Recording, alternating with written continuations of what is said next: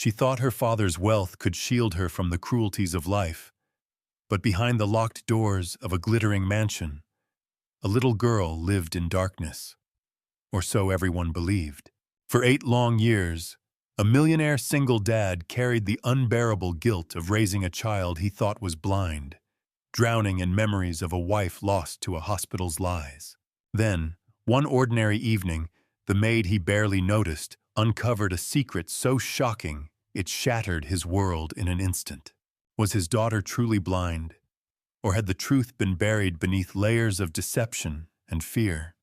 What came next would not only break a powerful man to his knees, but ignite a battle for justice that no one saw coming. The mansion stood silent at the edge of the city, its marble floors gleaming but cold, its vast windows forever half-draped in heavy curtains. For years, it had been less of a home and more of a mausoleum for memories. Inside lived Alexander Grant, a millionaire single dad who carried the weight of success on his shoulders and the agony of loss in his chest. To the world, he was a titan of industry, ruthless in negotiations, generous in charity, always in control. But behind closed doors, he was simply a father who watched his little girl grow up in darkness. Emma, barely 8, had been declared blind since birth. Her soft brown eyes never focused, and the doctor's words still echoed in Alexander's mind. Irreversible. He had signed the papers, clenched his fists against the helplessness, and buried the fury of that day. His wife, Anna, had died in the same hospital, a victim of a surgical complication that no one dared explain. That night, as he held his infant daughter in trembling arms, he had sworn 2 vows. He would never let Emma feel abandoned, and he would never allow the world to see how broken he was. The house smelled faintly of lavender soap, Emma's favorite, and of fresh flowers he ordered weekly. They were her connection to a world she could not see. She would press her small face into the petals, smile, and ask, "Are these roses, Daddy, or tulips?" Alexander would swallow the lump in his throat and answer gently, "They're white lilies, sweetheart." He never admitted that lilies reminded him of Anna's funeral. The irony was unbearable, yet he bought them anyway. Each evening, after long hours in boardrooms and meetings, he would sit beside Emma in her dimly lit room. Sometimes he brought out her toy box, repairing broken dolls and miniature furniture with the same old wrench he had once used to fix Anna's first car. That rusty wrench, stained with years of oil and sweat, was the only tool he trusted, as though holding it allowed him to hold on to his past. Emma loved to hear the clinking sounds as he worked. She would reach out, touching the contours of her toys, whispering, "Thank you, Daddy." I can imagine them good as new. Yet even in her innocence, Emma carried a quiet mystery. There were moments Alexander could not explain. Once, when a beam of sunlight slipped through the curtains, he thought he saw her blink against it. Another time, when a glass tipped on the edge of the table, she shifted her hand just in time. He told himself it was instinct, nothing more. He had buried hope too deep to dig it up again. It was the new maid, Clara, who began to notice the subtle signs. She was young, not more than 25, with sharp eyes shaped by hardship. She had grown up in foster homes, abandoned by her own parents, and understood loneliness more than most. When she first came to the mansion, she thought she had entered another world, a palace of wealth and silence. But soon she realized silence could be as suffocating as poverty. Clara's bond with Emma grew quickly. While dusting the shelves, she would hum songs, and to her surprise, Emma often turned her head toward the sound, almost as if she could see where it came from. When Clara read stories aloud, Emma's face lit up in ways that seemed too precise for a child lost in darkness. One afternoon, Clara left a bouquet of colorful wildflowers on Emma's table. Emma ran her fingers across the petals, but then tilted her head, whispering, "These must be blue." Clara froze. How could a blind child know? The mansion, with its polished walls and glittering chandeliers, became a stage for Clara's growing suspicions. Every day, tiny fragments of truth glittered through Emma's actions, fragments that Alexander refused to acknowledge. Clara saw the way Emma tilted her face toward the golden light of dusk streaming through the window, or the way she sketched shapes in her notebook that looked eerily like houses and trees. They weren't random scribbles. They were visions. Clara's heart raced as she pieced it together. Could it be possible that Emma wasn't truly blind? Could there have been a mistake? Or worse, a lie? The thought frightened her, not because she doubted Emma, but because she feared what this discovery would mean for Alexander, a man who had built his life around protecting a fragile truth. She often caught him staring at Emma with a mixture of love and despair, his shoulders tense, his eyes hollow. He was a man trapped between devotion and denial. One evening, Clara watched as Alexander tucked Emma into bed. The father brushed his daughter's hair with slow, reverent hands and kissed her forehead. His voice cracked as he whispered, "Good night, my little angel." Clara stood at the doorway, her chest tight. The air felt heavy, as though the house itself was holding its breath. And in that moment, Emma's eyes flickered open toward the soft glow of the nightlight. Clara saw it, clear as day. Her hands trembled as she closed the door behind her. For the first time, she realized she was standing at the edge of a secret big enough to shatter Alexander's world. Somewhere inside this mansion of shadows and silence, the truth about Emma's eyes was waiting to be unearthed. And once revealed, it could either destroy the grieving single dad or save him. Clara could not silence the questions echoing in her mind. Every day she found herself testing Emma in subtle ways, not out of cruelty, but out of desperate need to understand. One morning, as Emma sat at the breakfast table, Clara accidentally dropped a silver spoon. The metallic clang rang sharp across the marble floor. Emma's head jerked toward it, her hand twitching as though she had tracked its fall. Another afternoon, Clara opened the curtains without a word. Sunlight poured into the room, painting the walls gold.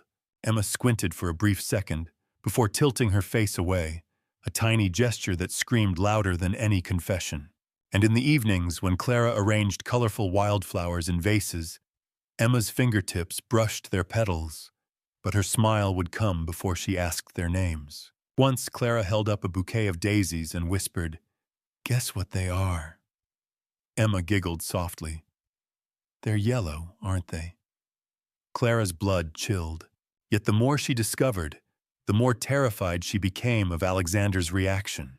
He was a man wound tightly with grief, living every day in the shadow of his wife's absence. To him, Emma's blindness was not just a medical condition. It was the scar left by Anna's death, the cruel reminder of a hospital room filled with sterile light and lies. Clara often saw him late at night, sitting by the grand piano that no one played anymore, his head bowed, one hand clutching Anna's old wedding ring. The other hand rested on that battered wrench, as if those two objects were the anchors holding him to life. Her instincts told her the truth was dangerous, but her heart refused to look away. She began spending more time with Emma, coaxing her into little games. "If I put something here," Clara whispered one evening, placing a toy horse on the rug, "can you find it without touching anything else?"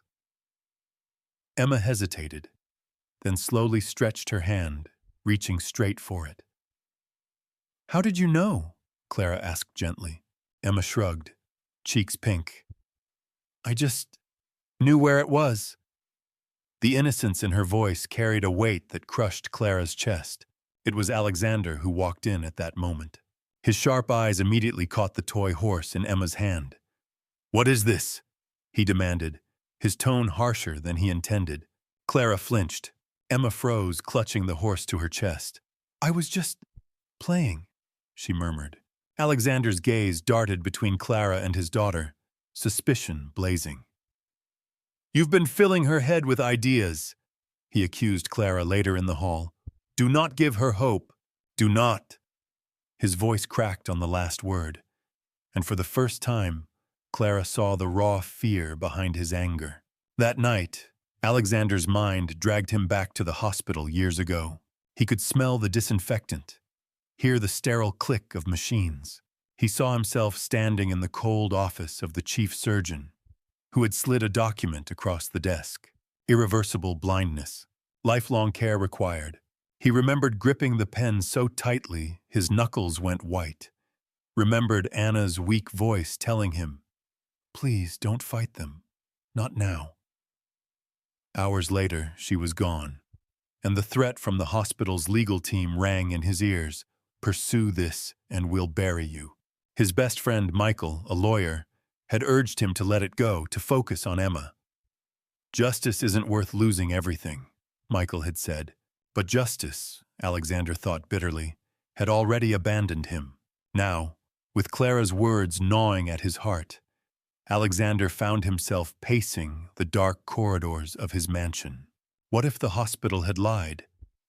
What if Emma's blindness was never what they claimed? The thought was unbearable, because if it was true, then he had failed his daughter by surrendering to fear. Yet hope was more frightening than despair. Hope could break him beyond repair. Clara, meanwhile, wrestled with her own ghosts. She had grown up waiting for someone to fight for her, but no one ever did. Watching Emma struggle in forced darkness was like reliving her own abandonment. She could not stay silent. One evening, as Alexander tucked Emma into bed, Clara stepped forward, her voice trembling but steady. "Mr. Grant," she said softly, "I think Emma can see more than you believe." The room fell into suffocating silence. Alexander's shoulders stiffened. He turned slowly, his face pale, eyes burning with a storm of emotions. Fear, anger, desperation. Emma stirred under the covers, unaware of the battle raging above her head. Alexander whispered, "Don't you dare." His voice cracked, and then he sank into the chair beside Emma's bed, burying his face in his hands. For the first time in years, the mighty single dad wept openly. Clara stood in the doorway, her heart aching.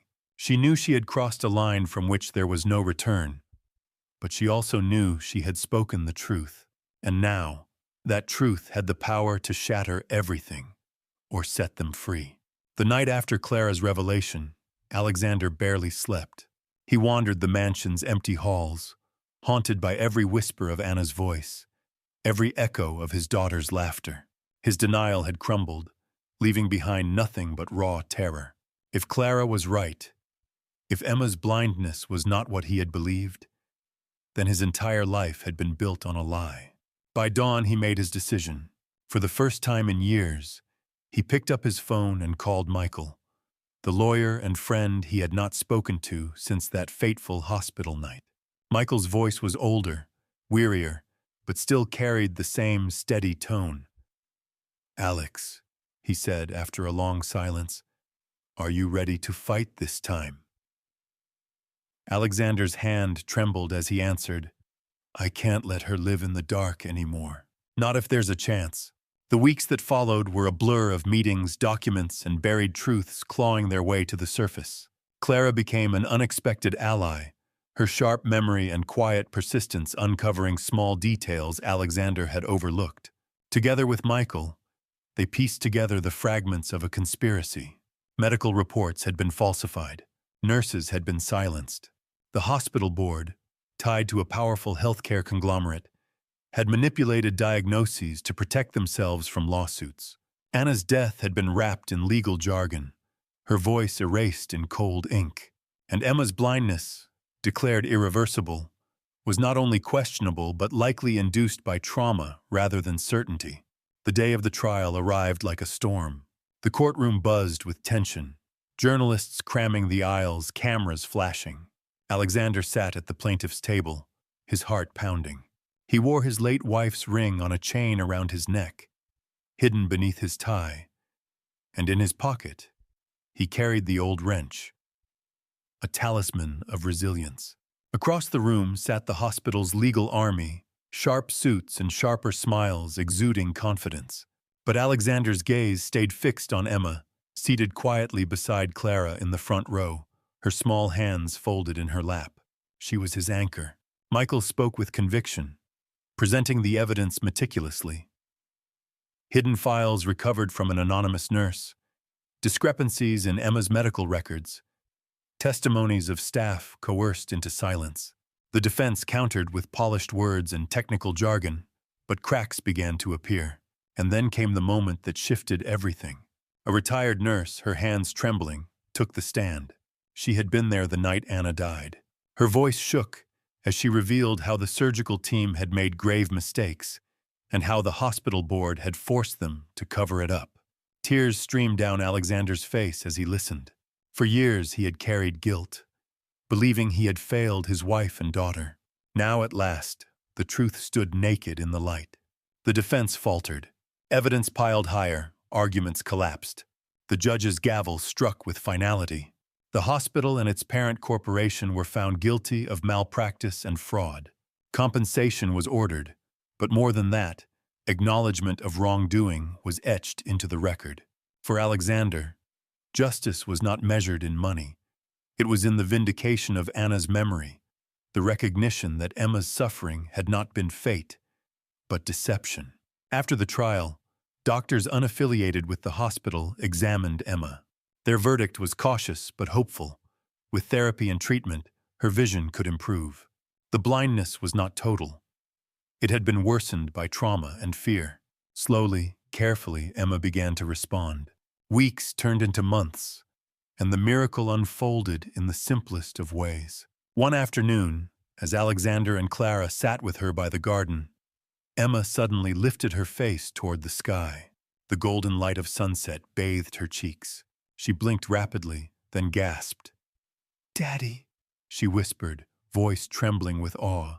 "I can see you." Alexander froze. His throat closed as he knelt before her, clutching her small hands. Tears fell freely, but this time they were not tears of grief. They were tears of deliverance. He pulled her into his arms, holding her as though the entire world might shatter if he let go. Clara turned away, her own eyes glistening, humbled to have witnessed the rebirth of hope. From that day on, the mansion no longer felt like a tomb. Laughter returned to its halls. Emma discovered the joy of colors, pointing out every shade as though naming treasures: blue skies, green leaves, the white lilies that once symbolized death, now reborn as emblems of life. Alexander's heart began to heal, layer by fragile layer. Clara, once just a maid, had become part of the family's new story, a quiet guardian who had dared to uncover the truth. The journey had been one of loss, betrayal, and anguish, but it ended with justice, healing, and the unshakable bond between a father and his child. Alexander no longer carried the mansion's silence like a burden. Instead, he carried Emma's laughter, her vision of the world, and the light Anna had left behind. For the first time in years, he allowed himself to believe in tomorrow. In the end, Alexander's journey was not just about uncovering the truth behind his daughter's blindness. It was about rediscovering hope in a world that once felt lost. Through heartbreak, betrayal, and the fight for justice, he proved that love has the power to heal wounds deeper than any scar. Emma's first glimpse of her father was more than a miracle. It was a reminder that even in our darkest moments, light waits patiently to return. Their story teaches us that resilience, courage, and love can break through even the thickest walls of despair. If this story touched your heart, consider subscribing for more soul-stirring tales or sharing your own story in the comments, because sometimes the stories we share become the light that guides someone else through their darkness.